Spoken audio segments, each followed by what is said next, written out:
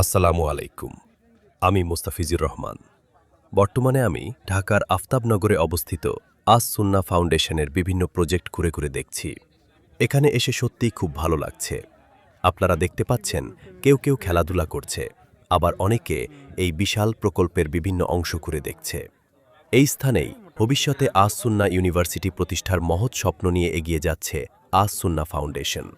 আল্লাহ তাআলা যেন তাদের এই কল্যাণকর উদ্যোগকে সহজ করে দেন এবং কবুল করে নেন। আমিন। আলহামদুলিল্লাহ, আস সুন্নাহ ফাউন্ডেশন কর্তৃক আয়োজিত রাজশাহী বিভাগের ইমাম খতিব প্রশিক্ষণ কর্মসূচিতে পুরো রাজশাহী বিভাগ থেকে ৫০০-এরও বেশি ইমাম খতিব আবেদন করেছিলেন। বাছাই পর্ব শেষে মাত্র ৯৫ জন নির্বাচিত হওয়ার সৌভাগ্য অর্জন করেন। অশেষ শুকরিয়া মহান আল্লাহর দরবারে।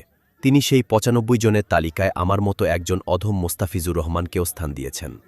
এই সুবাদে আমি ৫ দিনের একটি অত্যন্ত উপকারী ও সমৃদ্ধ প্রশিক্ষণে অংশগ্রহণের সুযোগ পেয়েছি।